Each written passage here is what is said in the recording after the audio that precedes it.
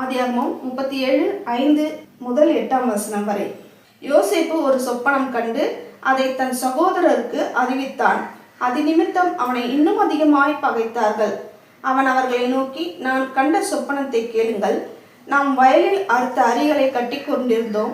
அப்பொழுது என்னுடைய அரிக்கட்டு நிமிர்ந்திருந்தது. உங்கள் அரிக்கட்டுகள் என் அரிக்கட்டை சுற்றி வணங்கி நின்றது என்றான். ஏற்கனவே யோசேப்பை பார்த்தா அவன் சகோதரர்களுக்கு பிடிக்கல. அவனை பார்த்தாலே அவங்களுக்கு கோபமா வருது. அவனை அதிகமாய் பகைத்தார்கள்.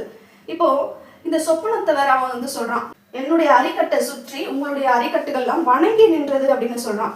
யோசேப்பு உயர்ந்திருப்பான் என்றும் அவனுடைய சகோதரர்கள் அவனை வணங்கி நிற்பார்கள் என்றும் அப்படிப்பட்ட ஒரு சொப்பனத்தை யோசேப்புக்கு கர்த்தர் கொடுக்கிறார். அதை பார்த்துட்டு அவன் சும்மா இல்லாம அவங்க அண்ணன்கள் கிட்ட சொல்றான்.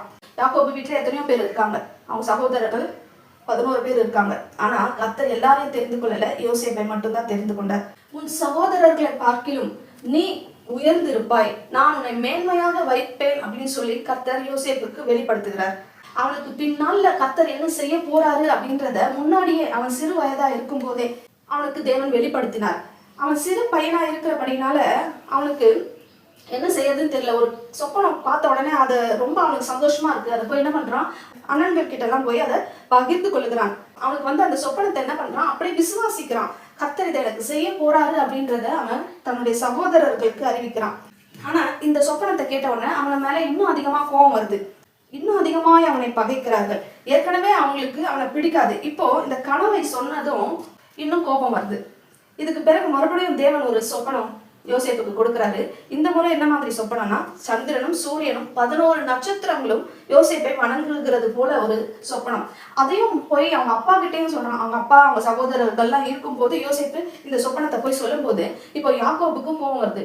ஓ, நானும் உங்க அம்மா எல்லாரும் உங்க காலில் விழுவோன்னு நீ சொல்றியா அப்படின்னு சொல்லி அவனை திட்டி அவனை அங்கிருந்து அனுப்பிடுறான். ஆனா அவனுடைய சகோதரர்கள் அவன் மேல் பொறாமை கொண்டார்கள். அவன் தகப்பனும் அவன் சொன்னதை மனதிலே வைத்துக் கொண்டான். அவனை பகைத்த அவன் சகோதரர்கள் இப்போ அவன் மேல பொறாமை கொள்கிறார்கள்.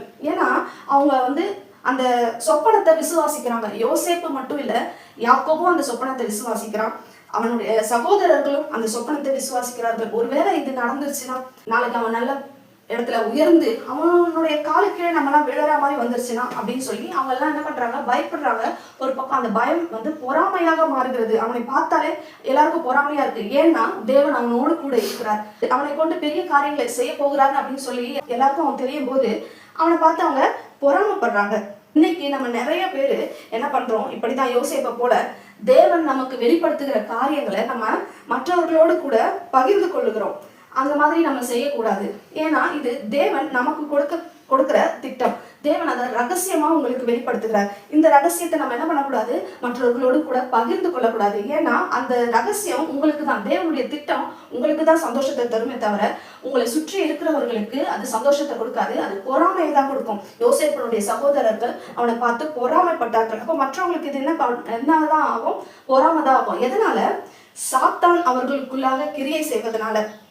இப்படி நம்ம சொல்லும்போது சாத்தான் அவர்களுக்குள்ளாக கிரியை செய்வான். ஏன்னா சாத்தான் ஒரு மனுஷனை தேவ மனுஷனா இருக்கிறதுக்கு விரும்புறது கிடையாது, இல்லையா? தேவன் நம்மளோடு கூட பேசுகிற காரியங்கள் சாத்தானுக்கு தெரியாது. நம்ம கிட்ட என்ன சொல்லியிருக்கிறாரு, நம்ம கிட்ட என்ன தேவ திட்டம் வச்சிருக்கிறாரு அப்படின்றது அவனுக்கு தெரியாது. அப்போ அவன் என்ன செய்வான், நம்ம கிட்ட இருந்து அந்த உண்மையை தெரிஞ்சுக்கிறதுக்கு விரும்புவான். இந்த சமயத்துல அவனுக்கு இடம் கொடுக்குற மாதிரி நாமளே மற்றவங்க கிட்ட போய் சொன்னோம்னா, ஓ இதுதான் தேவனுடைய திட்டமா அப்படின்னு சொல்லி அதை எப்படியாவது அழிக்கிறதுக்கு பார்ப்பான்.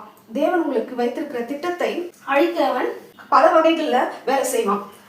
இப்போ நீங்க அதை மற்றவர்களோட கூட பகிர்ந்து கொள்ளலன்னு சொன்னா அந்த விஷயம் அவனுக்கு தெரியவே தெரியாது. அப்போ தேவன் சுலபமாக உங்களை அந்த வழியில கொண்டு போக அவருக்கு ஏதுவா இருக்கும். தேவன் நமக்கு சொல்லுகிற ரகசியத்தை நம்ம காத்துக்கொள்ள வேண்டும். அது தேவனாக நம்ம வாழ்க்கையில எப்போ நடத்தி முடிக்கிறாரோ அது வரைக்கும் நம்ம அந்த ரகசியத்தை நமக்குள்ளேயே காத்துக்கொள்ள வேண்டும். தேவனுடைய சமூகத்துல இருந்து காத்துக்கொள்ள வேண்டும். இதனால தேவன் நம்ம கிட்ட பகிர்ந்து கொள்ளுகிற தேவனுடைய திட்டத்தை நம்ம என்ன பண்ணக்கூடாது, மற்றவர்களோடு கூட பகிர்ந்து கொள்ளக்கூடாது. அதை நம்ம ரகசியமாய் காத்துக்கொள்ள வேண்டும். அப்போது தேவன் அந்த ஆசீர்வாதத்தை உங்களுக்கு ஈஸியா கொடுக்க அது ஏதுவா இருக்கும். ஏன்னா அவனுக்கு தெரிஞ்சிச்சுன்னா அதை எப்படியாவது தடுத்து நிறுத்தலான்னு பல வகையில அவன் வழி பார்ப்பான். அதுக்கு நம்ம இடம் கொடுக்க கூடாது. அப்போ தேவன் நமக்கு சொல்லும் திட்டங்களை என்ன பண்ணணும், ரகசியமாய் காத்துக்கொள்ள வேண்டும். தேவன் கொடுக்கிற திட்டம் உங்களுக்கு சந்தோஷத்தை கொடுக்கும், ஆனா மற்றவர்களுக்கு அது பொறாமையை மட்டும்தான் கொடுக்கும்.